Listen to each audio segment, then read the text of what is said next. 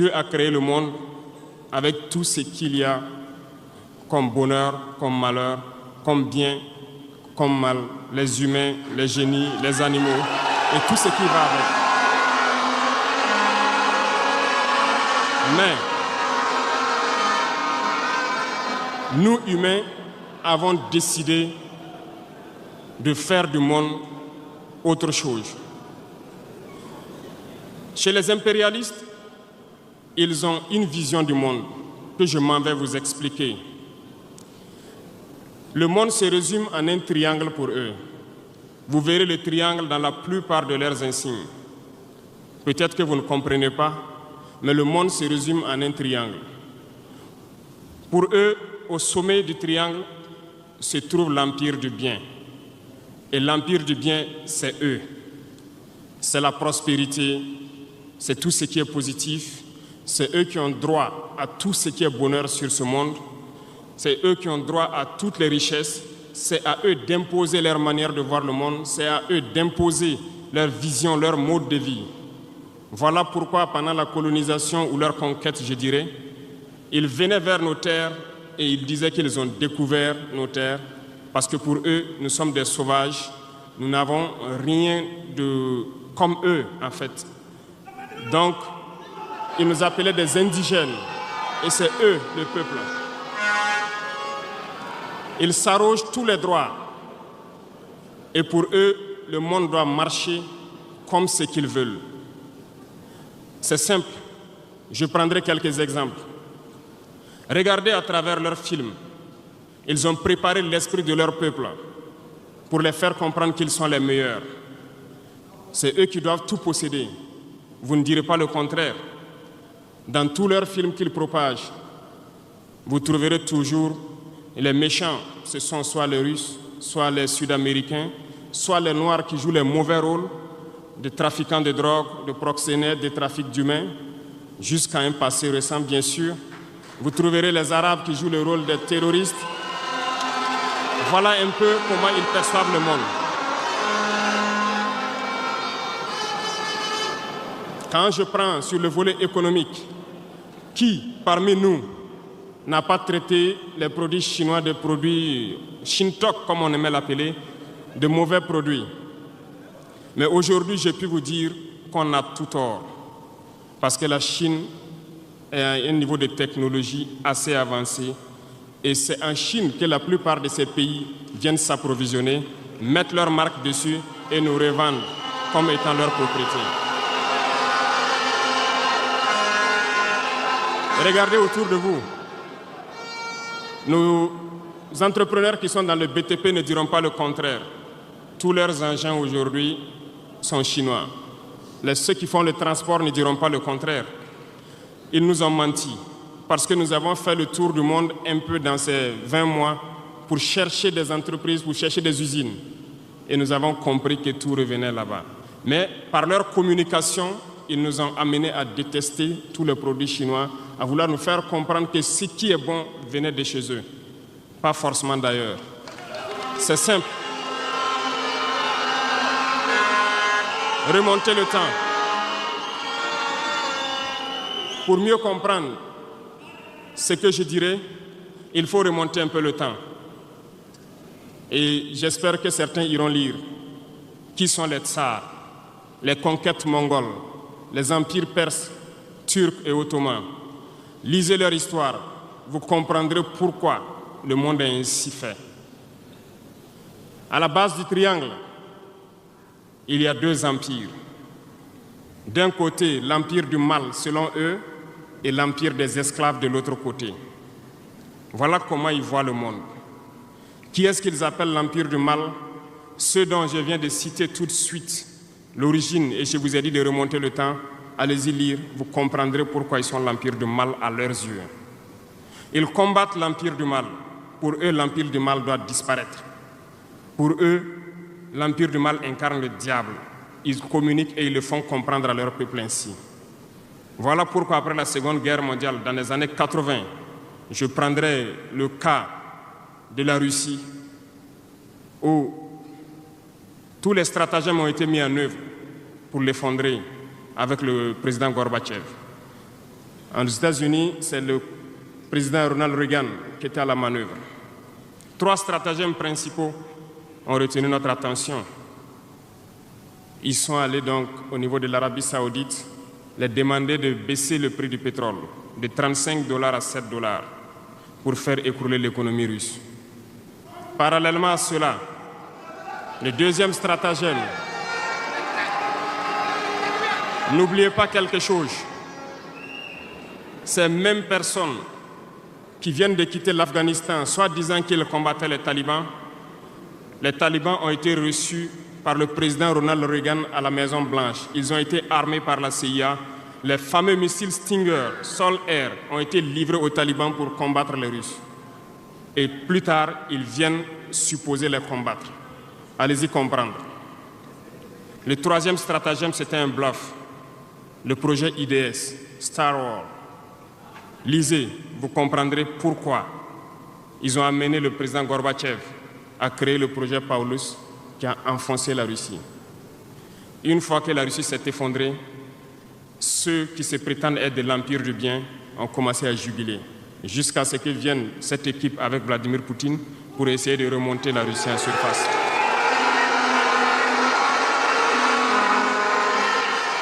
L'Empire du mal, selon eux, a beaucoup souffert. Regardez l'Iran aujourd'hui, toutes les sanctions possibles. Regardez comment ils qualifient certains peuples. Par la communication, ils peuvent arriver à vous amener à faire détester un peuple ou à aimer un peuple. Ils sont très forts dans la communication et ils passent par tous les canaux possibles. Regardez les guerres qui sévissent. Ils ont tout inventé pour leur propre intérêt. Et enfin, l'empire des esclaves, selon eux, c'est l'Afrique et certains peuples d'Amérique du Sud. Dans leur tête, comme je le disais dernièrement, l'Afrique les appartient, nos terres les appartiennent, les richesses de l'Afrique sont pour eux. Et ils ne peuvent pas concevoir que des Africains puissent s'émanciper, sortir la tête de l'eau et vouloir donc les tenir tête.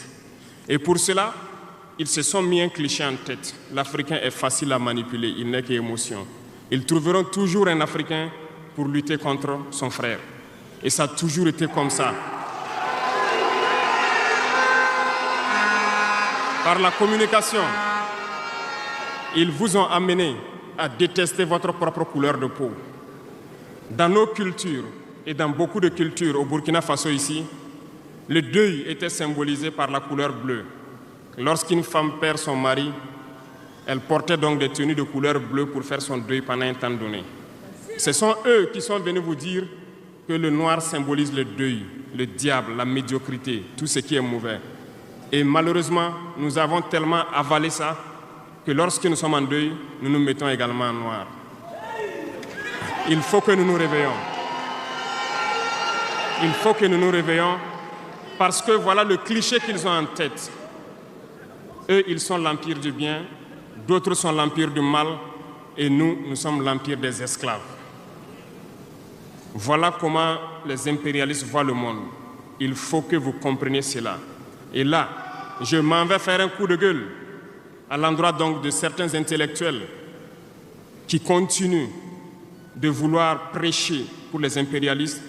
Est-ce qu'ils ignorent cette partie de l'histoire? Je n'invente rien. Ça a été déclassifié, vous trouverez tout ce que j'ai dit dans les bibliothèques ou partout sur les moteurs de recherche. Ces intellectuels n'ont-ils pas lu cela? Ne connaissent-ils pas l'histoire de ce monde? C'est peut-être par malhonnêteté ou quelques billets de dollars qui les amènent à toujours prêcher pour les impérialistes. Il faut que nos intellectuels arrivent à tout moment à prêcher pour conscientiser nos peuples, nos masses populaires, pour qu'ils comprennent d'où ils viennent et comment ils sont vus des impérialistes.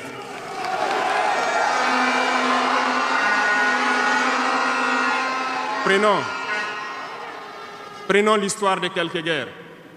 Vous avez suivi la guerre d'Irak. Un gros mensonge qui a été inventé, soi-disant de possession d'armes de destruction massive. Certains sénateurs, au niveau des États-Unis, ont tout fait pour avoir les preuves. Ils ne l'ont pas eu. Souvenez-vous que plusieurs personnes ont démissionné de la CIA après cette guerre. Des preuves ont été inventées de toutes parts. Des services secrets occidentaux les ont aidés à fabriquer des preuves. Et on se souvient que le même Niger a été accusé en son temps en montant une fausse convention, un faux contrat de vente d'uranium à l'Irak. C'est le même processus qu'ils ont voulu amener la dernière fois pour soi-disant que le Niger vend de l'uranium clandestinement à l'Iran. C'est du déjà vu. Ils ont prétexté cela, ils n'ont pas eu de preuves. Même les Nations Unies ont trouvé finalement qu'il n'y avait pas de preuves tangibles de présence d'armes de destruction massive. Mais ils avaient leur objectif, il fallait détruire l'Irak. Ils ont détruit l'Irak. Ils ont créé l'État islamique. Tout comme ils ont créé les talibans dans les années 80, les armées, les équiper. Et après, ils prétendent venir les combattre. Comprenez le jeu. Ça n'a que trop duré. Il faut qu'on se réveille et qu'on comprenne tout ça et que nous prenions conscience de notre situation et nous battre pour notre avenir.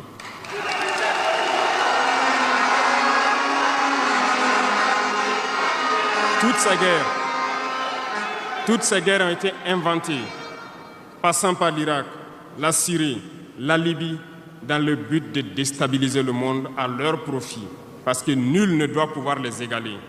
C'est ce que nous vivons aujourd'hui dans le Sahel aussi à travers le terrorisme qu'ils nous ont imposé, parce qu'ils trouveront toujours des Noirs qui vont s'exciter et qui vont prendre les armes contre leurs frères noirs. C'est ce que nous vivons. Ils n'ont jamais quitté ce modèle. Malheureusement, beaucoup de gens leur donnent raison. À cause de quelques billets de dollars, ils se vendent très moins cher à l'ennemi, à l'impérialiste, et ils se mettent à combattre leurs frères. Je voulais faire ce petit historique du monde pour que vous compreniez comment l'impérialisme voit notre monde. Ça se résume en ces petits triangles. Après cela, dans cette deuxième phase, je dois vous expliquer pourquoi nous devons nous battre. Une petite histoire. En 2015, à Tombouctou, lorsque nous avons rencontré, j'étais chargé de la sécurité donc, de la plateforme aéroportière. Dans les patrouilles, nous avons rencontré des individus qui rôdaient autour. Un de ces individus était manchot. Je lui ai fait comprendre que c'était dangereux de rôder autour de la base parce qu'ils peuvent se faire tuer. Il m'a dit qu'il voulait se faire tuer, il voulait mourir. Et j'ai cherché à comprendre leur histoire. Certains étaient fous, d'autres étaient normaux, mais ils cherchaient à mourir à cause du terrorisme. Ils nous ont expliqué que lorsque les terroristes sont rentrés à Tombouctou, le manchot qui m'expliquait ça, un soir, les terroristes se sont pointés à son domicile. Ont voulu violer sa femme devant lui. Il s'est opposé. Ils sont repartis. Le lendemain, on est venu le pêcher à la maison, l'amener à la place publique. On l'a accusé de vol. On a tranché sa main, on l'a battu. Il est reparti à la maison. Son fils, qui avait 16 ans, qui s'occupait de sa main, ils sont revenus. Ils ont violé la femme. Ils ont enlevé son fils. Ils ont continué à violer sa femme pendant des jours, jusqu'à ce que la femme se suicide. Et ils ont amené son fils, il n'a plus retrouvé son fils. Et lui, il préfère mourir. Voilà pourquoi il marche autour. Le jour qu'une sentinelle va lui tirer dessus, ça lui fera plaisir. D'autres ont connu le même sort.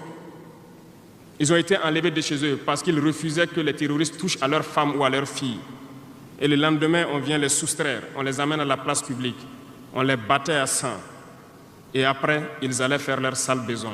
Beaucoup de familles ont été détruites ainsi. Ce sont des criminels, des violeurs, des bandits, des trafiquants de drogue qui sont armés et qui sèment désolation dans nos contrées. Ils ne le font au nom d'aucune religion. Malheureusement, ici au Burkina Faso, certains villages se sont laissés compromettre par ces individus. Je parle en connaissance de cause.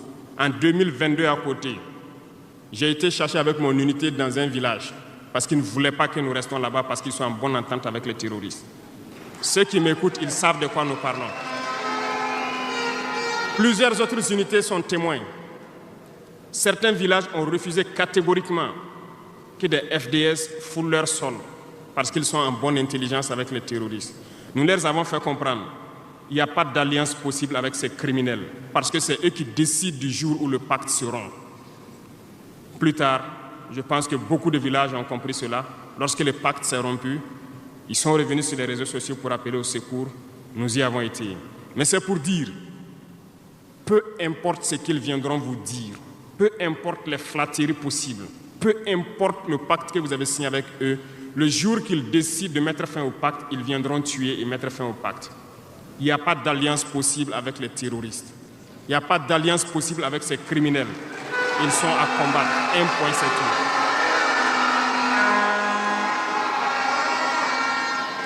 Aujourd'hui, nous constatons un phénomène, malheureusement, dans nos villes ici.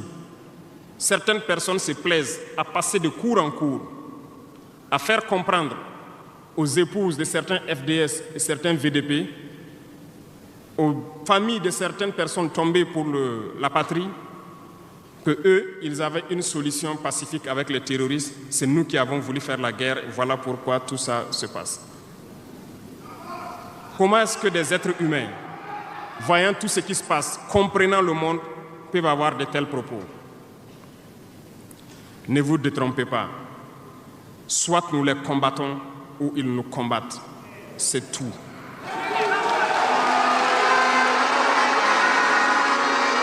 Les gens se cachent. Ces gens se cachent soi-disant derrière un semblant de dialogue ou de négociation. Encore, ils vont vous ramener à traîner dans la boue. C'est ça l'objectif de l'impérialisme, que le fléau dure, que ça dure dans le temps, que vos États ne soient pas structurés et qu'on continue de profiter de vos richesses. Plus ça dure, plus ça les arrange. Et malheureusement, ces individus qui passent de cour en cour font le jeu des impérialistes. S'ils m'entendent, qu'ils arrêtent maintenant, parce qu'ils iront combattre eux-mêmes.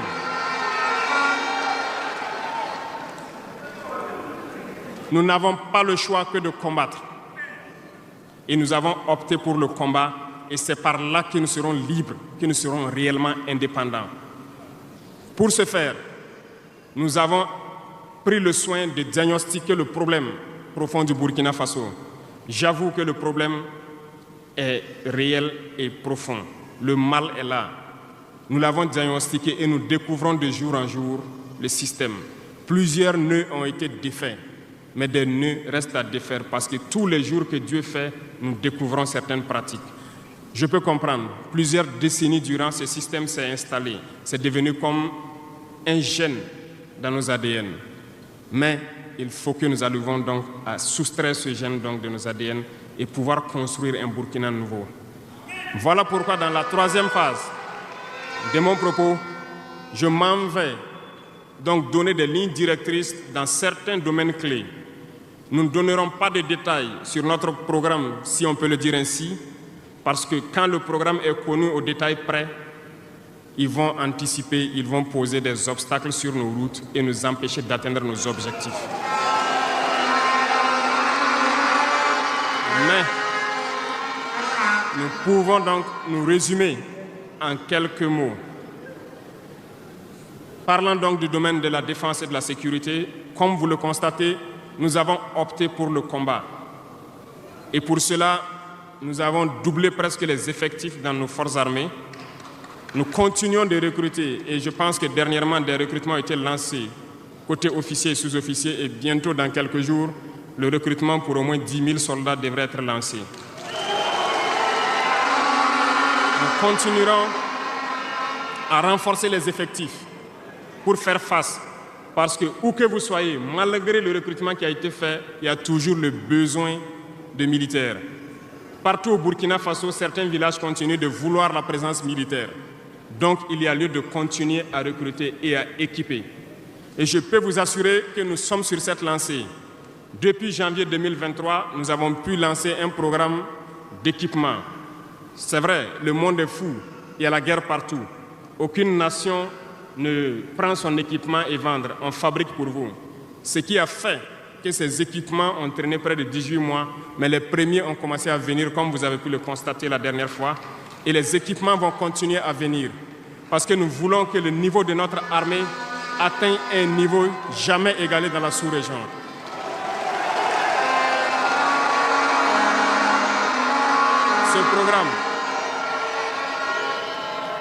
Ce programme d'équipement va se poursuivre. Et c'est vous, les acteurs de ce programme. Parce que depuis que nous nous battons, j'ai pu vous dire, ces soi-disant amis du Burkina qui étaient là depuis longtemps, qui sucent nos richesses, même une seule cartouche de Kalachnikov, nous n'avons reçu de personne pour faire notre combat. C'est vous qui payez. Et nous continuerons à faire corps avec notre peuple pour pouvoir mener cette lutte. Nous avons des partenaires qui ont accepté de nous vendre des équipements et qui ont même proposé de pouvoir nous livrer des équipements stratégiques et que nous puissions payer dans le temps. Nous leur en remercions pour ce geste.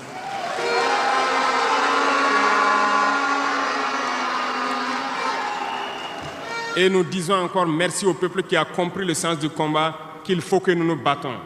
Si nous ne nous battons pas, ils viendront nous chercher chez nous, comme dans un poulailler ou dans une bergerie. Chaque matin, ils choisiront qui ils veulent pour aller exécuter sur la place du public, pour faire peur aux autres, aller trancher des mains ou des pieds sur la place publique pour faire peur aux autres. C'est comme ça leur tactique. Nous allons nous battre. Et nous nous donnerons les moyens pour y arriver. S'il arrive demain que nous sommes coincés dans une certaine lancée, nous viendrons encore vers le peuple et demander encore plus de sacrifices pour pouvoir atteindre l'objectif. Parce que malgré vos cotisations, je vous le disais tantôt, certaines puissances ont refusé de nous vendre les équipements, ont bloqué les équipements que nous avons achetés dans certains pays parce qu'ils ont la licence de certains composants. Et ces puissances exploitent des minerais au Burkina Faso. Je le dis ici haut et fort et solennellement. Ça va s'arrêter. Nous allons retirer des permis d'exploitation. Nous n'allons pas permettre cela.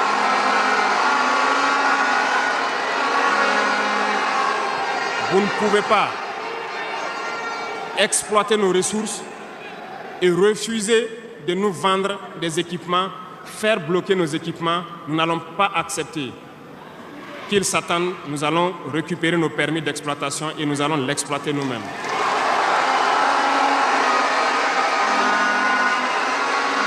Revenant. Pour conclure sur le volet donc de la défense, nous n'allons pas trop nous étaler là-dessus, mais sachez que tout ce qui est déjà arrivé, les hommes sont en formation là-dessus, d'autres équipements viendront et cette guerre, nous allons la mener. Beaucoup de stratégies ont été déjà écrites et nous les adaptons au fur et à mesure du comportement de l'ennemi. Et nous allons vaincre très prochainement ce terrorisme ici au Burkina et même dans l'AES.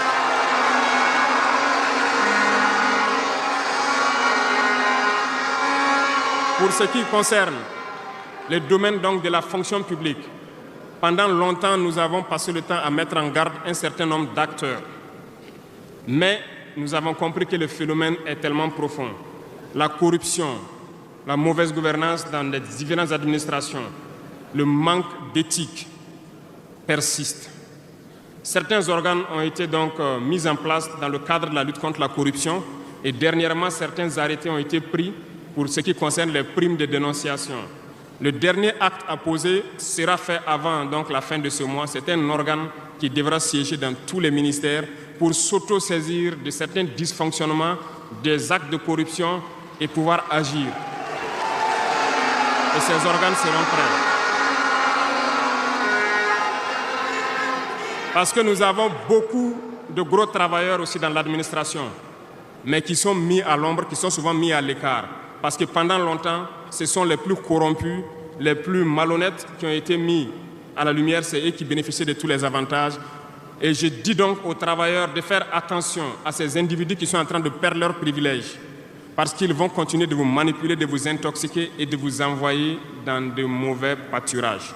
Faites très attention à ces individus qui sont en train de perdre leurs privilèges, parce que nous n'allons pas permettre à ce que une soi-disant élite donc, qui avait été programmée s'arroge tous les droits donc, dans nos différentes administrations. Le dernier organe sera mis en place avant la fin de ce mois et le travail réel va commencer. Vous entendrez dire un peu partout, à l'issue de ça, que nous ne respectons pas certains textes, nous ne respectons pas certaines lois, mais il n'y a pas de loi ou de texte qui tiennent dans cette lutte lorsque c'est pour l'intérêt de la patrie. Qu'ils se le tiennent pour dire, donc, nous allons aller dans ce sens. Nous avons donc, dans le processus du recrutement, adopté une ligne de conduite. Nous sommes en train de faire un diagnostic, de vérifier les présences et de voir les besoins. Il n'est pas exclu qu'au cours de l'année, certains concours soient lancés pour augmenter des effectifs dans certains endroits. Certes, il y a eu d'abord une vague de concours qui a été lancée, mais dans tous les milieux, ils sont en train de faire le point. S'il y a besoin, je dis bien s'il y a besoin, nous continuerons encore de recruter pour être à un niveau acceptable et pouvoir faire fonctionner les différents organes donc, du pays pour le bonheur donc, des masses populaires. Dans les domaines donc, de la diplomatie, nous avons opté pour une diplomatie commune dans l'AES. Toutes les décisions vis-à-vis donc, des partenaires, que ce soit africains ou à l'étranger, seront prises à l'unanimité au sein de l'AES. Mais nous avons aussi opté pour une diplomatie de vérité. Nous ne comptons pas nous mettre dans certaines logiques de mentir ou de couvrir la réalité, soit disant que c'est la diplomatie. C'est faux. Ce n'est pas là la diplomatie. Je puis vous dire que ce que vous voyez en superstructure, lorsque les gens viennent en audience et sortent pour parler au micro, ce n'est qu'une partie visible de l'iceberg. Ce qui s'est passé à l'intérieur dans les huis clos, ça n'a rien à voir avec la diplomatie. Et nous nous sommes donc inscrits dans cette logique de dire clairement les choses au peuple. Certains vont nous critiquer, d'autres même iront à dire que non, un chef d'État ne doit pas parler comme ça, un chef d'État ne doit pas faire ça. Mais nous leur disons que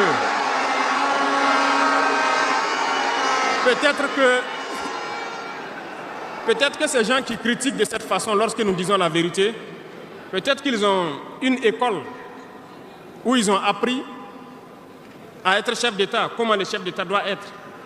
Sinon, je n'ai pas encore vu cette école. Et pourquoi nous devons ressembler forcément aux autres, faire comme les autres? Nous voulons créer notre modèle, notre identité. Et je pense que le Burkinabé, par définition, c'est l'homme intègre. Nous voulons la vérité. Et lorsqu'il y a la vérité qui sort, même si nous avons fauté, il faut que nous ayons le courage de venir vous dire sur tel côté nous avons fauté, nous demandons pardon. Si vous nous pardonnez, vous nous pardonnez. Et nous ne voulons plus nous inscrire dans cette diplomatie mensongère. Nous avons, dans une interview, parlé du régime ivoirien. Certains Burkinabés sont montés sur leurs chevaux et critiqués. Je le dis, j'insiste et je persiste. Nous n'avons rien contre le peuple ivoirien, mais nous avons quelque chose avec ceux qui dirigent la Côte d'Ivoire.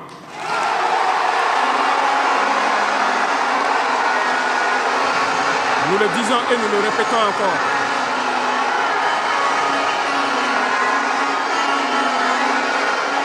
Laissez-moi vous dire quelque chose. Permettez-moi de vous dire quelque chose. Il y a bel et bien à Abidjan un centre des opérations pour déstabiliser notre pays. Personne ne peut le nier et nous vous ferons les preuves dans les jours suivants. Nous vous montrerons des preuves physiques. Vous allez comprendre de quoi nous parlons. Personne ne viendra nous dire qu'au Bénin, il n'y a pas de base française dirigée contre nous. Nous avons les preuves sous la main. 2 bases importantes.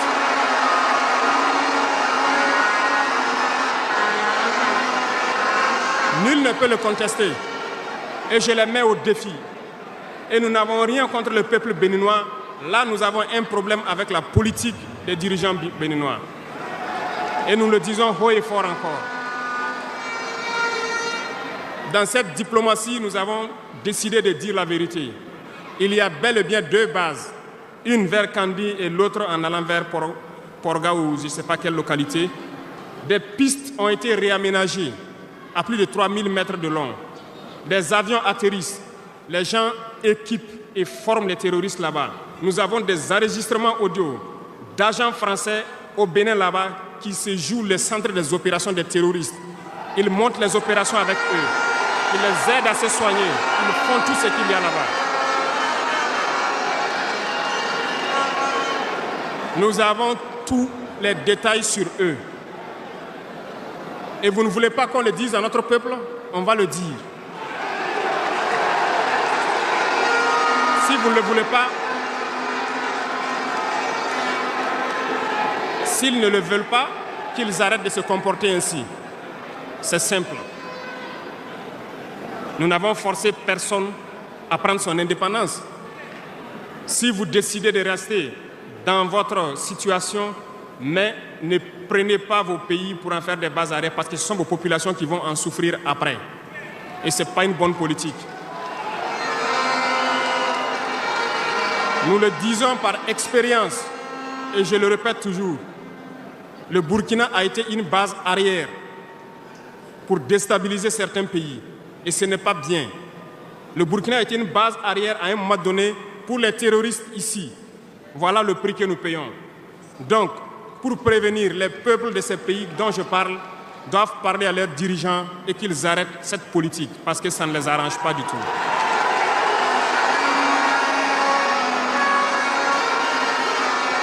Pour venir, dans le volet communication et culture, nous avons lancé plusieurs initiatives. Au cours de l'année 2024, vous avez pu célébrer avec nous donc, le mois donc, de consommation locale. Nous avons eu les journées traditionnelles, le mois du patrimoine. Beaucoup d'activités ont été menées. Nous allons continuer à ramener donc, en surface donc, notre culture, parce que c'est de là que nous retrouvons notre identité. Nous allons continuer des actions dans ce sens, à mettre en valeur notre culture, à mettre en valeur donc, nos coutumes et à mettre en valeur le vivre burkinabé. Et nous souhaitons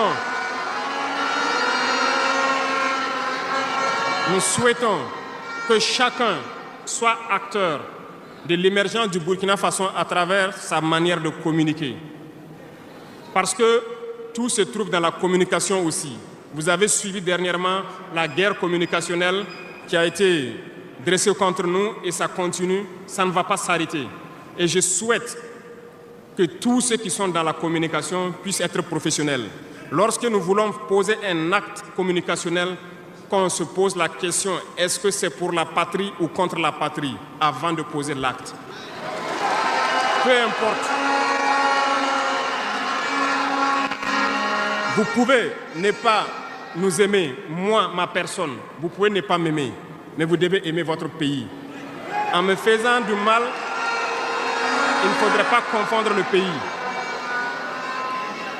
Et donc, la politique dans le domaine de la communication va devoir aller dans ce sens-là. Et nous serons obligés donc de recadrer la communication sur tous les aspects. Et c'est cette ligne de conduite qui sera donc adoptée. Nous n'allons pas permettre à ce que des Burkinabés communiquent contre le Burkina Faso. Nous allons toujours nous inscrire dans l'éveil des consciences. Nous devons pouvoir sensibiliser les masses populaires pour que les gens comprennent pourquoi nous devons nous battre sur tous les volets. Revenant au domaine donc de l'agriculture, comme vous pouvez le constater, nous avons lancé des initiatives depuis 2023 et cette année, l'offensive a été lancée. Ça se passe plus ou moins bien. J'aimerais donc que les gens comprennent que nous avons décidé d'accorder une grande part de notre budget et de notre temps aussi au monde agricole. Parce que plus de 90% de notre population est paysanne. Mais pendant des décennies, ils n'ont jamais senti l'intéressement donc à leur public. Et c'est pourquoi nous avons décidé d'entreprendre un certain nombre d'initiatives, d'actes que nous posons. Nous aimerions pouvoir labourer tous les champs de tous les paysans de Burkina Faso, les donner les semences qu'il faut et les permettre de pouvoir avoir les intrants nécessaires à coût subventionné pour pouvoir nous aider dans la lutte contre l'insécurité alimentaire. Parce que l'autosuffisance alimentaire est un droit. C'est dans ce même sens que nous avons créé dernièrement l'ONBA, l'Office national d'aménagement des barrages hydro-agricoles. Nous allons l'équiper parce que tous êtes témoins dans vos différentes régions que nous avons beaucoup de retenues d'eau, beaucoup de barrages, mais qui sont ensablés, qui sont bouchés. Et nous avons la possibilité de faire d'autres barrages. Nous sommes en train de payer de l'équipement pour cet office pour qu'il puisse se déployer sur le territoire et avec la contribution des populations, pouvoir construire beaucoup de barrages et désensabler beaucoup de barrages. Nous allons poursuivre ce combat. Nous allons poursuivre ce combat jusqu'à l'atteinte de l'autosuffisance alimentaire et que nos populations puissent manger à leur faim. Dans le domaine donc des infrastructures, nous avons un manque crucial de routes. Et en faisant l'analyse, nous avons trouvé pour certaines routes des études très vieilles. Et pour d'autres, il n'y a pas d'études. Nous ne pouvons pas construire une route sans avoir des études. Les études sont préalables. Voilà pourquoi dans ce secteur, nous avons ordonné au ministère de faire beaucoup d'études sur beaucoup de tronçons, ce qui nous permettra donc à l'avenir de pouvoir lancer des travaux et bien faire ces travaux pour que ce soit durable sur beaucoup de tronçons. Pour cela, nous avons remarqué que les frais pour bitumer 1 km de tronçon, nous sommes autour de 500 millions de francs. Donc pour 100 km avec les ouvrages d'assainissement, nous n'avons pas moins de 60 milliards pour faire 100 km de route bitumée. C'est très cher et très coûteux.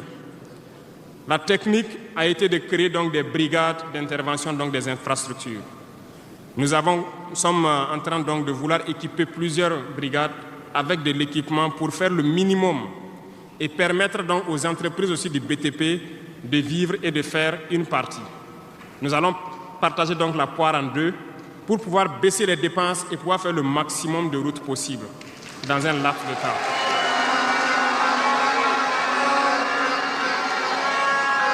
Cela donc a déjà commencé et nous allons poursuivre au cours donc de ces 5 années dans ce processus pour que dans toutes les régions, nous puissions quand même pouvoir rallier le maximum de chefs-lieux de province et que nous puissions faire écouler nos marchandises et que les personnes puissent se déplacer sereinement. Dans le domaine donc, de l'urbanisme, nous sommes dans un processus de pouvoir redessiner nos villes. Et si vous remarquez, les villes sont trop grandes, si je prends Ouagadougou, mais les infrastructures d'assainissement et autres ne suivent pas. Ça fait que nous pataugeons dans la boue et nous n'avons pas assez d'assainissement. Ça nous crée beaucoup de maladies qui peuvent donc amener des épidémies. Nous avons un processus de pouvoir concentrer les villes à travers donc des constructions à hauteur. Pour cela, nous avons un plan que nous avons établi pour pouvoir aller d'un quartier et concentrer le maximum et maintenant étendre aux autres quartiers. Certainement, si les gens sont déplacés dans ces quartiers, beaucoup de terres vont se libérer pour pouvoir maintenant dessiner de bons plans pour nos villes. Nous allons commencer par des villes, un certain nombre de villes d'abord, et pouvoir l'étendre à toutes les autres villes. L'urbanisme doit pouvoir donc nous amener à jouer sur le volet de la santé. Parce que si l'urbanisation est bien faite, il y a un bon nombre de maladies telles que la dengue, le choléra et certaines maladies liées aux eaux sales qui stagnent dans nos rues. Nous allons donc avoir un bon résultat dans le domaine sanitaire. Ce qui m'amène donc dans le volet de la santé. Nous avons décidé depuis un temps de rehausser le plateau technique d'un certain nombre de CHR, d'équiper certains centres donc de scanners et d'appareils qui puissent permettre aux citoyens d'avoir des examens adéquats et à moindre coût. Nous allons continuer dans ce processus. Voilà pourquoi nous avons lancé l'initiative présidentielle pour la santé au Conseil des ministres passé. Il s'agira de créer ce que nous avons appelé des centres de santé communaux. Et dans ces centres de santé, nous avons intégré un minimum de services qui doivent être servis aux populations.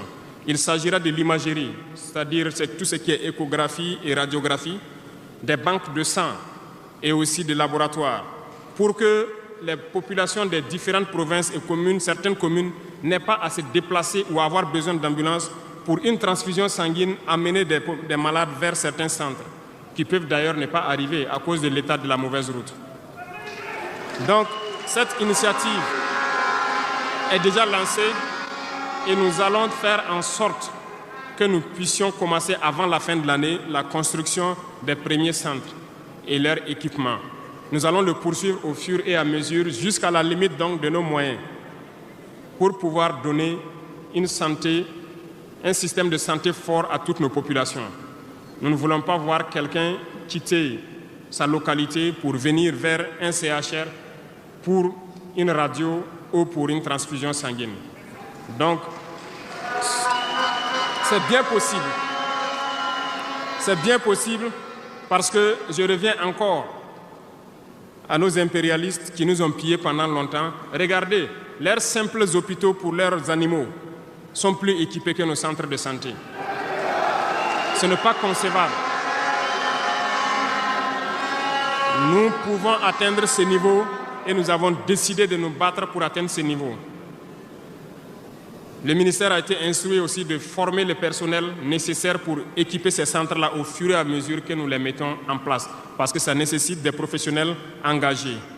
Et pour être plus pointu, nous avons remarqué que nous avons des médecins assez posés, prenant l'exemple de ceux qui opèrent le cœur.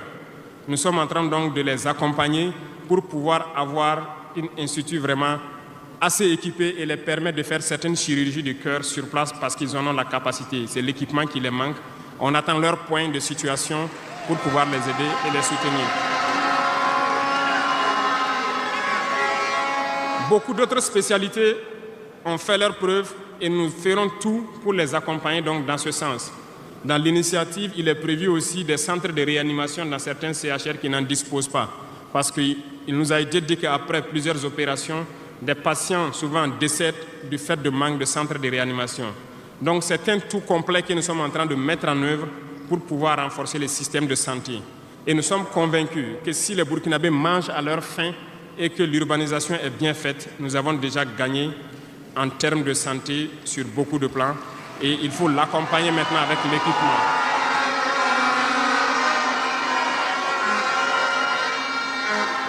Dans le domaine de l'éducation, nous avons fait le diagnostic et comme vous le savez, nos camarades étudiants sont là, ils ne diront pas le contraire. Comment quitter ces chevauchements d'années? Comment refaire le système? Eh bien, nous avons abouti à une conclusion. Nous avons lancé l'initiative aussi pour l'éducation de qualité. Ça va intégrer tous les volets, de la maternelle jusqu'à l'université. Les premiers bâtiments devront donc pousser aussi avant la fin de l'année. Nous avons opté pour des constructions en hauteur, pour rassembler le maximum d'élèves sur des superficies données, pour permettre un contrôle approfondi et judicieux de l'enseignement, parce que l'enseignement, c'est aussi de l'éducation. Et au finish, nous devrons avoir des complexes dans la plupart de nos communes, qui vont de la maternelle jusqu'au secondaire, et les centres universitaires doivent voir leur capacité augmenter aussi. Quand nous prenons aujourd'hui nos salles de classe à 3 classes qui sont construites un peu partout, la saison des pluies a commencé, les intempéries encore sont venues nous montrer que ce n'est pas la bonne option. Voilà pourquoi nous ne voulons plus faire ces centres isolés avec des petites maisons de 3 salles et nous allons passer à des constructions à hauteur pour avoir le maximum d'élèves dans un espace donné et l'encadrement conséquent pour une éducation de qualité. Beaucoup d'autres choses seront initiées dès le primaire. Nous allons revenir à certains fondamentaux de discipline et d'instaurer donc un certain nombre de valeurs à inculquer aux plus jeunes depuis le primaire pour qu'ils soient de bons citoyens de demain. Une partie, il y aurait donc un début de formation militaire, si je peux le dire comme ça, civique et patriotique au tout petit pour pouvoir continuer dans les lycées. Et le programme national donc au niveau du SND est en train de muter. Le texte était venu en conseil, nous l'avons renvoyé avec des amendements pour que les travailleurs qui sont en activité actuellement puissent aussi passer dans ce centre pour avoir une formation militaire. Et ça va s'organiser à tour de rôle sur des périodes bien précises. Tout est une question de discipline, parce que par excellence, la formation militaire doit pouvoir discipliner les gens. Donc nous allons inculquer un certain nombre de valeurs au niveau donc de notre éducation. Revenant donc au centre universitaire, avant aussi la fin de l'année, nous allons commencer la construction d'un certain nombre d'amphithéâtres. Et plus tard, lorsque les moyens le permettront, nous partirons sur le volet donc de la restauration et aussi des cités au niveau donc des différents centres universitaires. Mais nous commencerons par les amphithéâtres pour les permettre d'avoir donc où travailler pour que le décalage qu'il y a en termes donc d'années qui se superposent puisse se réduire considérablement. Nous avons fait une régulation budgétaire qui doit donc passer à l'Assemblée ce mois-là pour pouvoir donc initier toutes ces opérations. Qu'est-ce que cela veut dire? Nous avons diminué les dépenses de fonctionnement de l'administration pour pouvoir injecter ailleurs, notamment dans l'éducation et dans la santé. Ce programme donc, est prêt, il a été lancé et dans les jours à venir, vous serez témoins de l'évolution donc, de tout ce que nous sommes en train de vous dire. Et nous poursuivrons ce schéma tout au long donc, de ces 60 mois qui nous a été consacré. Revenant donc au domaine donc, des mines, je le disais tantôt, nous avons adopté une nouvelle politique. Le Burkina regorge de beaucoup de sortes de minéraux, mais il y a quand même un minéral pour lequel il n'y a plus de secret pour les Burkinabés.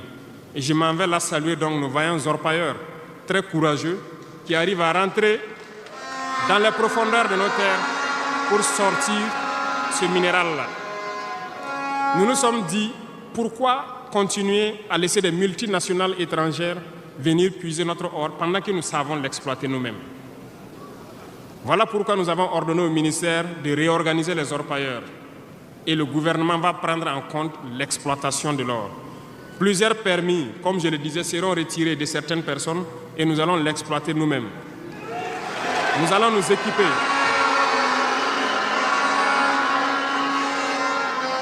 Nous allons nous équiper en machines pour le faire, mais même si nous n'arrivons pas à nous équiper de manière conséquente, nos orpailleurs ont fait leur preuve de courage et d'abnégation. Nous allons creuser nous-mêmes notre or et ça sera pour nous au Burkina ici.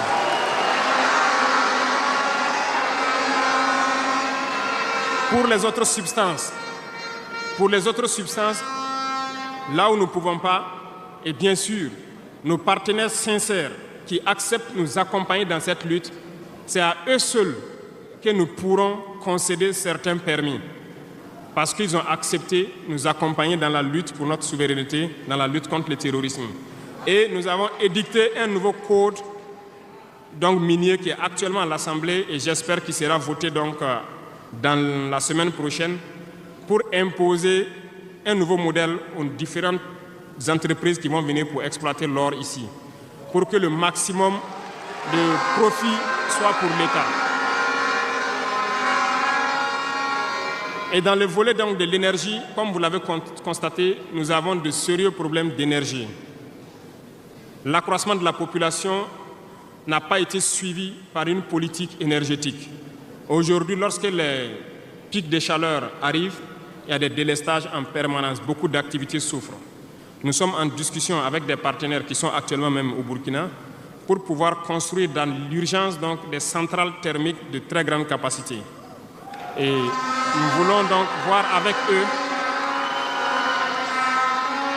comment on peut réduire les délais de construction. Les discussions portent actuellement sur la réduction des délais de construction et le modèle financier que nous allons mettre en place. Nous espérons aboutir à ça en attendant que notre processus, qui peut paraître long, des centrales nucléaires puisse donc voir le jour.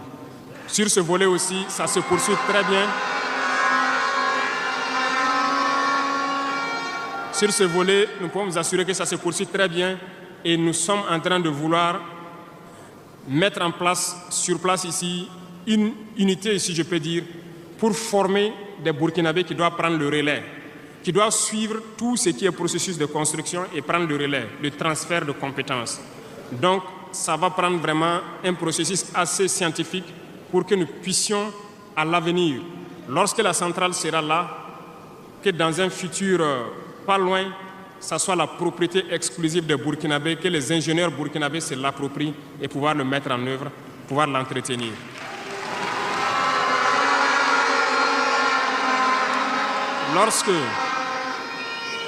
Lorsque les conclusions donc, des discussions qui sont en cours avec les partenaires pour la centrale thermique verront le jour, nous allons vous mettre ça à disposition. Et si nous avons besoin de vous, nous allons vous le dire pour pouvoir mettre en œuvre rapidement ce plan aussi. Parlant donc du domaine de l'économie, qui tient beaucoup à cœur, nous sommes en train de mettre en place un processus. Le paiement donc de la dette intérieure a commencé un peu avec les plus petites dettes. Les factures de moins de 100 millions ont été payées et nous poursuivons au fur et à mesure parce que ça doit permettre de soulager le secteur privé et de pouvoir donc relancer l'économie. Actuellement, nous allons nous tourner rapidement vers les sociétés d'État. Leur assemblée générale vient de finir, comme vous l'avez constaté. Elles fonctionnent très bien et elles ont fait de très bons résultats. Nous allons partir donc des sociétés d'État, soustraire un peu sur leur DAT pour soulager l'économie et faire tourner, soulager la dette intérieure et faire tourner l'économie. Donc dans les jours à venir, s'il plaît à Dieu, beaucoup d'entrepreneurs doivent être soulagés après donc la signature de conventions avec les sociétés d'État. Mais nous sommes en train, donc dans le secteur minier, comme je vous l'ai dit, de prendre une certaine indépendance. Ça doit nous permettre donc de pouvoir avoir un bon nombre de ressources en matière de finances, mais aussi et surtout le volet de l'industrialisation qui doit venir combler ce volet économique-là. Parce que nous dépensons beaucoup à l'extérieur, nous sommes en train de mettre en place tous les processus pour que nos devises ne sortent pas. En attendant, au niveau de l'AES, comme vous l'avez constaté, nous avons décidé de mettre en place une banque d'investissement et aussi un fonds souverain. Ce processus, donc, les techniciens sont là-dessus. La réflexion est en cours et nous espérons, dans un futur proche, qu'ils nous présenteront quelque chose de conséquent. L'autre volet stratégique que je ne vais pas parler et dont vous savez, nous avançons sereinement et au moment venu, ça va vous surprendre et rester à l'écoute. C'est tout ce que je peux dire.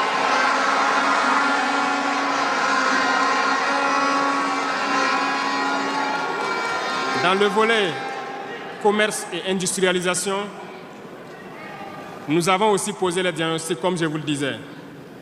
Actuellement, comme vous le constatez, nous avons énuméré un bon nombre de produits que nous importons de l'extérieur. Alors, nous sommes en train d'entamer un processus d'industrialisation. Il faut que nous arrivions à mettre le maximum d'industrie sur place pour transformer nos matières premières et pour pouvoir fabriquer ce que nous consommons. Nous sommes dans ce processus et nous discutons avec beaucoup de partenaires pour avoir le maximum d'industrie sur place.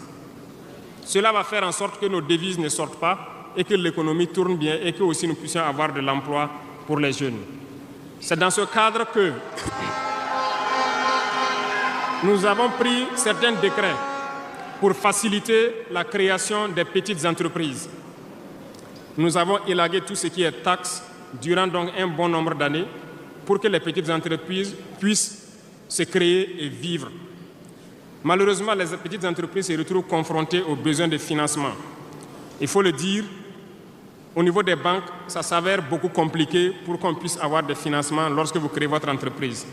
Nous avons rencontré le monde des banquiers et comme je le disais, nous avons échangé, mais je ne suis pas du tout satisfait parce que le retour qui devait être fait pour que nous les accompagnions pour financer les petites entreprises n'est pas satisfaisant.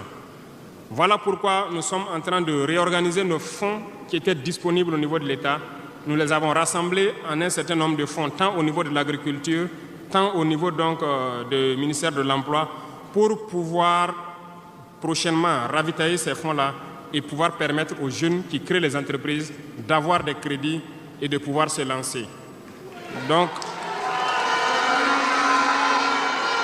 et je profite interpeller donc le monde donc encore des banquiers de revenir avec des propositions parce que nous avons des solutions, mais peut-être pas de bonnes solutions pour eux. Mais il faut qu'ils reviennent un peu pour nous appuyer à pouvoir aider les jeunes à s'en sortir.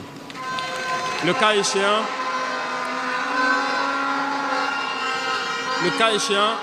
nous serons obligés de mettre en place un plan, peut-être qui ne va pas plaire, mais nous serons obligés. Dans le domaine donc du commerce, comme vous l'avez constaté, beaucoup de gens nous ont interpellés au cours de nos tournées sur les marchés hier. Nous avons fait un point de situation. Il y a tellement de travail à faire pour reconstruire ces marchés hier. Donc, aujourd'hui, quand vous prenez à Ouagadougou, le maire fait des séances de sensibilisation un peu partout, concernant donc un certain nombre de commerçants qui se sont installés de manière anarchique au bord des rues, mais j'ai instruit à ce que ce soit des sensibilisations toujours, en attendant que nous dégageons les espaces pour construire des marchés dignes de ce nom et demander aux gens de venir prendre des boutiques dans ces marchés et maintenant pouvoir libérer les rues pour pouvoir agrandir et assainir notre milieu. Et je profite donc vous demander, vous aussi, population des villes, de nous aider dans cette phase de sensibilisation en vous sensibilisant vous-même pour ne pas aller construire autour des poteaux de la Sonabel qui sont un danger pour vous-même, de ne pas aller construire sur les caniveaux d'évacuation d'eau. Et je compte sur vous pour qu'on puisse donc atteindre cet objectif-là.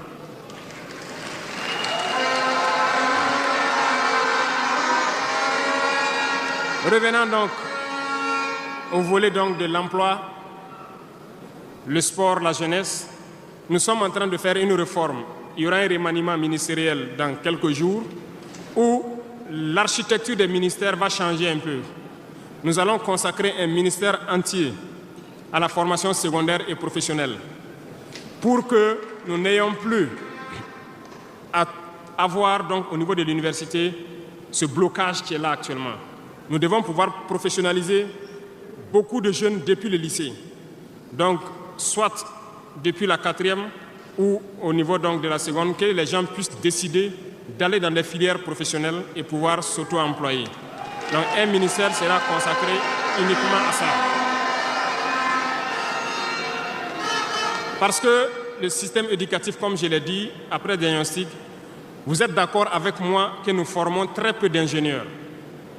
Pourtant, une nation qui se développe, l'indice aussi de développement, c'est en termes d'ingénieurs formés. Remontez dans l'histoire et voyez toutes ces grandes nations. Le nombre d'ingénieurs formés par an dans des spécialités pointues compte beaucoup dans le développement. Au Burkina, nous n'en avons pas assez. Voilà pourquoi l'école polytechnique de Ouagadougou, nous voulons la faire évoluer en université polytechnique en y mettant un certain nombre de filières technologiques et en recrutant le maximum d'étudiants qui puissent être formés là-bas et avoir des ingénieurs. C'est bien que nous ayons les filières comme lettres modernes, philosophie, droit, psychologie, histoire. Beaucoup d'étudiants se retrouvent là-bas contre leur gré. Ce n'est pas forcément ce qu'ils ont choisi, mais ce sont les filières disponibles qui forcément ne donnent pas des opportunités d'emploi.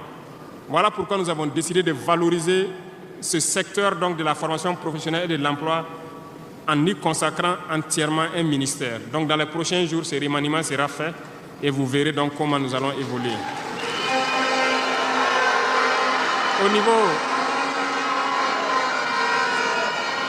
Au niveau du sport, la jeunesse et le sport, nous avons jugé nécessaire qu'il faut reprendre la main.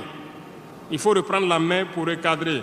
Parce que, première chose, le sport permet d'éviter un certain nombre de vices.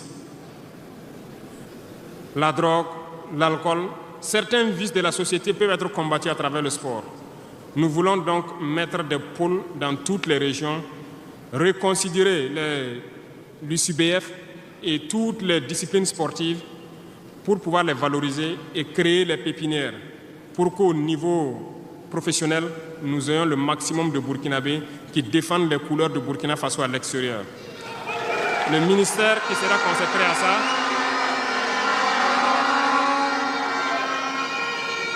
donc, il y a beaucoup déjà de textes qui ont été écrits et nous allons mettre en œuvre cela dès les prochains jours après le remaniement pour créer nous-mêmes ces espaces-là. Cela va demander à ce que nous puissions pouvoir unir un certain nombre de forces pour y arriver. Et je compte sur vous, au niveau de chaque région, de chaque province, de pouvoir avoir donc cette discipline sportive-là et de s'encourager à faire le sport, à pouvoir permettre d'identifier les talents et de les faire émerger. Donc, certains volets de la gouvernance, tels que la transition digitale, nous n'allons pas nous évertuer là-dessus parce que c'est un processus un peu nouveau. Nous sommes dans la dématérialisation pour pouvoir lutter contre la corruption et aussi faciliter beaucoup de choses aux usagers. Le processus a déjà été lancé et vous voyez tous les jours les applications qui sont créées qui nous permettent donc de pouvoir faire faciliter un bon nombre d'activités au niveau des usagers. Même au niveau de la justice, vous avez pu voir que les casiers judiciaires et les certificats de nationalité aujourd'hui peuvent s'obtenir facilement en ligne. Donc nous allons continuer dans ce processus également. Revenant donc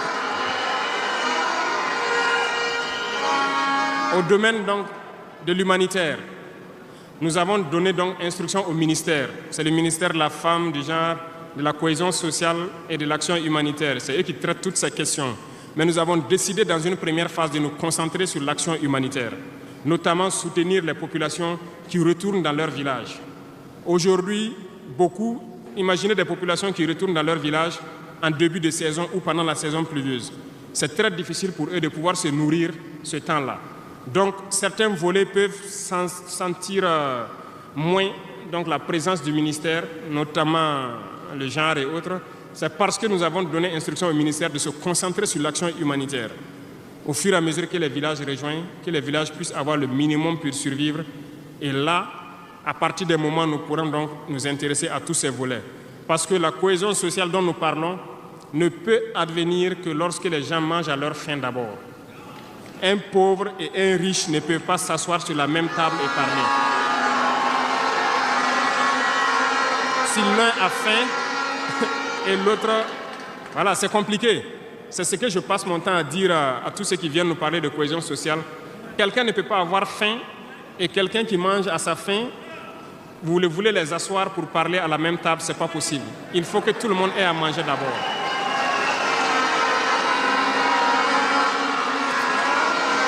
Voilà pourquoi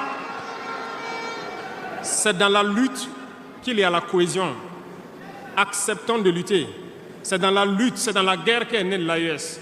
C'est dans la lutte que nous avons pu nous unir dans le Sahel. Et c'est dans la lutte que les Burkinabés sont en train de s'unir. Allez-y voir tous ces villages qui se retournent. Je vous invite à faire le tour. Beaucoup sont venus de différentes provinces. Ils peuvent être dans leur village avec des désaccords. Ils ont été cherchés. Mais quand ils reviennent, ils sont plus soudés que jamais. La cohésion sociale se trouve dans la lutte également. Et pour finir, j'ai laissé le domaine de la justice en dernier pour terminer donc notre vision dans ce domaine.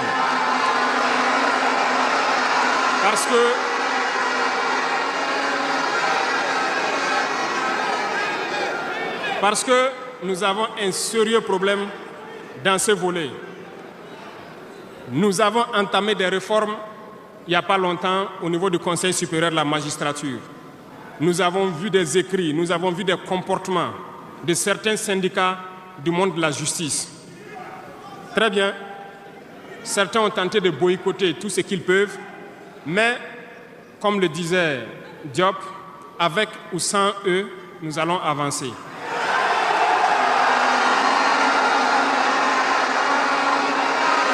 Nous avons plaidé.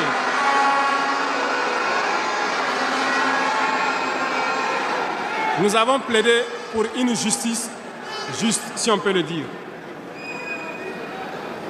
Nous avons sensibilisé beaucoup les gens, mais nous nous sommes rendus compte qu'il y a beaucoup de brebis galeuses dans leur rang, malheureusement. Nous ne pouvons pas comprendre que, malgré tout ce que nous disons, il y a une justice pour le pauvre et une justice pour les riches. Ça ne peut pas continuer. Lorsqu'on le dit, ils disent que nous ne devons pas parler de ça. Nous allons parler de ça et bien même. Parce que, remarquez jusqu'au jour d'aujourd'hui, lorsqu'un citoyen lambda qui ignore la loi d'ailleurs, même si on dit nul n'est censé ignorer la loi, un citoyen lambda a un problème en justice, on peut l'attraper, le mettre en prison sans jugement pendant longtemps d'abord. Mais lorsque un autre citoyen a un problème en justice, pour peu qu'il puisse mobiliser 1, 2, 3 avocats, son dossier est rapidement pris en compte, jugé rapidement, pendant que le pauvre, lui, il croupit d'abord en prison. On ne peut pas accepter ça.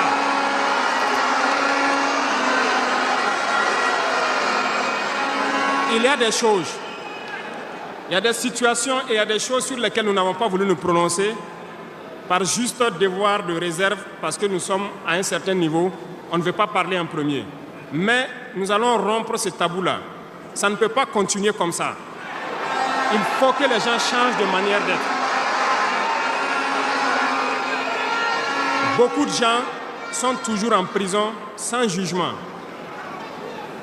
Nous allons lancer une campagne bientôt pour juger ces gens-là qui sont en prison pendant des mois sans être jugés. Parce que nous ne pouvons pas payer des gens et vouloir encore qu'on paye lorsqu'il y a un jugement. Ces pratiques vont cesser, ça fait partie du fonctionnement. Et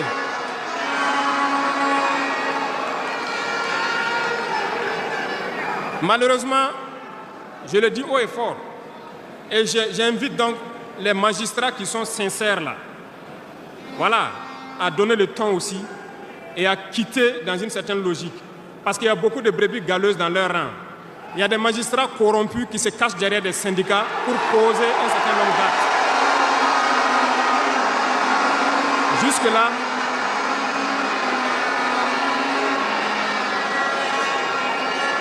Jusque-là, nous sommes restés dans une certaine logique d'essayer de respecter certaines règles.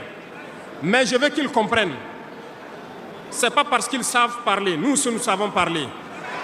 Si quelqu'un continue dans cette logique, à chaque instant, nous serons devant le peuple pour les expliquer pourquoi nous avons violé telle décision de justice, tant que ça ne va pas rencontrer l'assentiment du peuple. Parce que c'est le terme qui existe.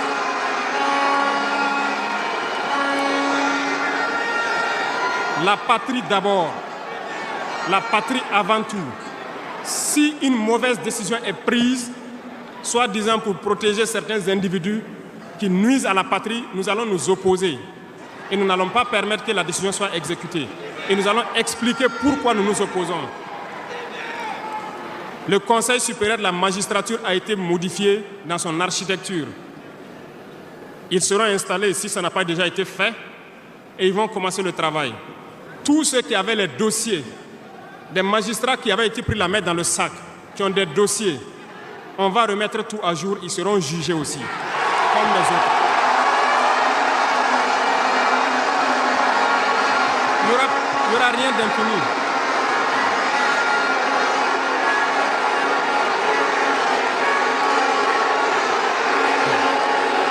Ils sont au courant.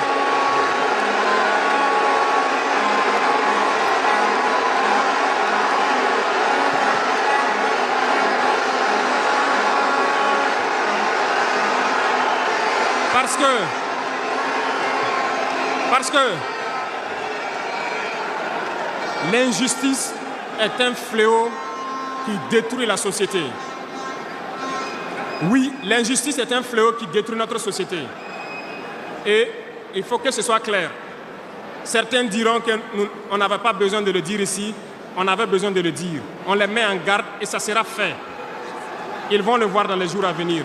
Et c'est une mise en garde en même temps au nouveau Conseil supérieur de la magistrature qui sera mis en place de prendre au sérieux tous les dossiers. Certaines personnes ont été forcées à la corruption. Certains opérateurs économiques ont été escroqués, forcés à la corruption par certains membres de la justice. On a ouvert pour qu'ils puissent venir dénoncer ces individus-là. Ils vont être jugés également. Nous voulons une autre forme de justice.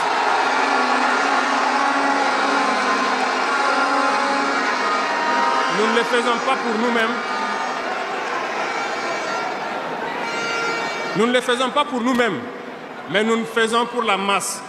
Parce que les deux catégories de citoyens, cette minorité qui se retrouve être la minorité dirigeante et la majorité qui est la masse populaire paysanne qui croupit dans les villages, nous n'allons pas permettre à ce qu'il y ait cette distanciation en matière de justice.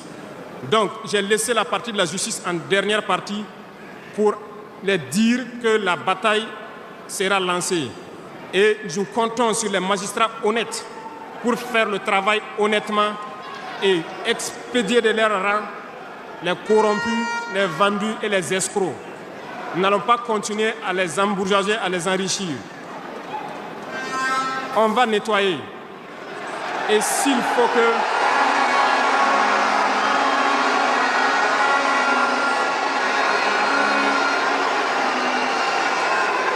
Et si à partir de ces propos que je tiens aujourd'hui, certains décident de faire des mouvements d'humeur ou de ne pas travailler, ils sont libres. Nous prendrons les mesures qui sied. Mais le pays va avancer.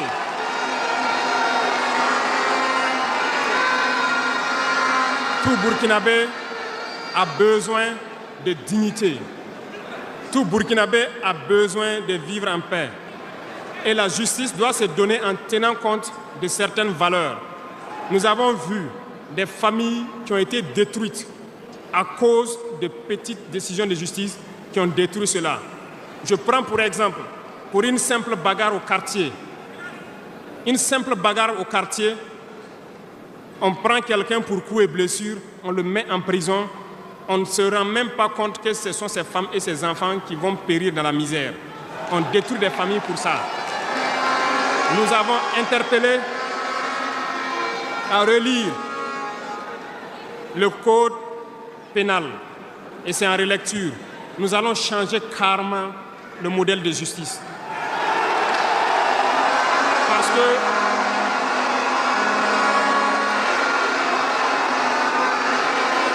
nous l'avons dit et nous le prêchons.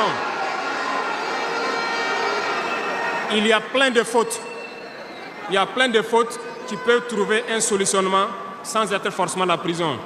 Et je peux vous promettre que dans ces 5 ans, nous allons faire en sorte pour diminuer de manière drastique le nombre de prisons et augmenter le nombre de travailleurs dans nos plaines, parce que nous allons récupérer nos plaines.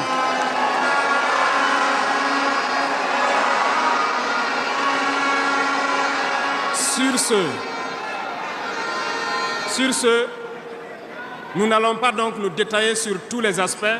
Nous allons nous arrêter là parce que vous avez beaucoup de questions sûrement à poser sur ce que nous venons de dire et nous allons vous apporter les réponses claires, simples et limpides. Merci beaucoup et je vous laisse la parole.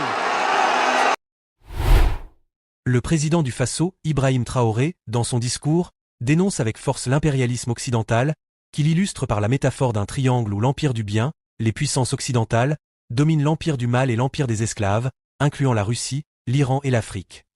Il critique leur domination économique et culturelle, notamment par la manipulation de la communication, évoquant la diabolisation des Russes et d'autres peuples non occidentaux dans les médias. Il cite également des exemples historiques comme la guerre froide et les stratégies employées pour affaiblir des nations comme la Russie dans les années 1980. Il fait un parallèle avec la perception des produits chinois, jadis méprisés et aujourd'hui incontournables dans l'économie mondiale. Le président critique l'ingérence occidentale dans les conflits au Moyen-Orient et en Afrique, dénonçant leur rôle dans la déstabilisation de l'Irak, de la Syrie, de la Libye et le terrorisme au Sahel, qu'il considère imposés pour maintenir leur hégémonie. Il termine cette section par des témoignages poignants de victimes du terrorisme au Burkina Faso, soulignant la souffrance des populations et mettant en garde contre toute collaboration avec les terroristes. Traoré met aussi en lumière un phénomène dans les villes où certains incitent à croire que la guerre contre le terrorisme pourrait être évitée par un dialogue pacifique. Il réaffirme que le Burkina Faso n'a d'autre choix que de combattre, rejetant toute tentative de négociation, perçue comme une manœuvre impérialiste pour prolonger le chaos et exploiter les ressources du pays. Il appelle à une lutte implacable contre ce qu'il appelle un gène profondément enraciné, devant être extirpé pour atteindre une véritable indépendance. Sur ce point, il met en avant les actions entreprises dans la défense et la sécurité, comme l'augmentation des effectifs militaires et le renforcement de l'équipement, malgré les obstacles internationaux pour obtenir des armes.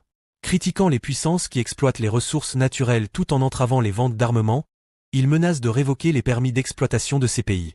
Il remercie le peuple pour ses sacrifices financiers et appelle à poursuivre cet effort collectif pour assurer la souveraineté du pays. Sur le plan de la gouvernance, il dénonce la corruption endémique et annonce des réformes dans chaque ministère pour lutter contre ce fléau. Il encourage les citoyens à résister aux manipulations des anciens bénéficiaires du système.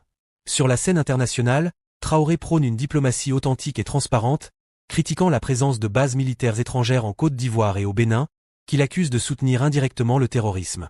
Il promet de révéler des preuves et exhorte les peuples de ces pays à se mobiliser contre les politiques de leurs dirigeants, qu'il juge complices de la déstabilisation régionale.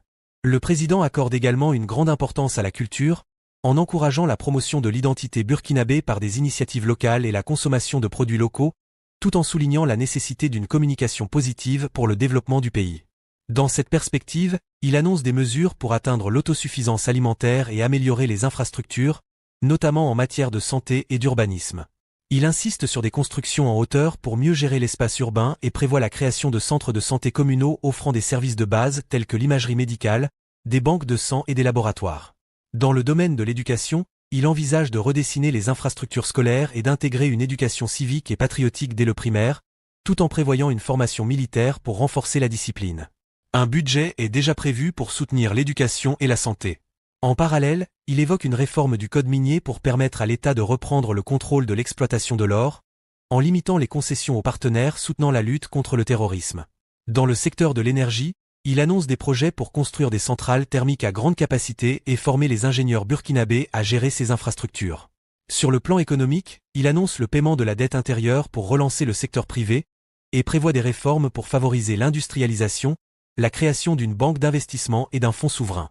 Il exhorte les banques à soutenir les jeunes entrepreneurs, tout en avertissant qu'un plan plus radical pourrait être envisagé en cas de refus. Il aborde aussi la nécessité de réorganiser les marchés, de moderniser l'urbanisme et de sensibiliser les commerçants au respect de l'espace public. Enfin, le président souligne l'importance de la justice, dénonçant une justice à deux vitesses où les riches bénéficient de privilèges tandis que les pauvres sont marginalisés. Il appelle à une refonte totale du système judiciaire pour éliminer la corruption, en promettant de juger les magistrats corrompus et d'instaurer des réformes visant à rendre la justice plus accessible et équitable pour tous. Traoré conclut en promettant de réformer le code pénal pour réduire les peines de prison et introduire des alternatives, tout en s'engageant à juger les personnes détenues sans procès. Réflexion sur le discours d'Ibrahim Traoré, un appel à la souveraineté dans un monde multipolaire en crise. Le discours d'Ibrahim Traoré soulève des enjeux géopolitiques et socio-économiques cruciaux pour le Burkina Faso et pour l'ensemble de l'Afrique.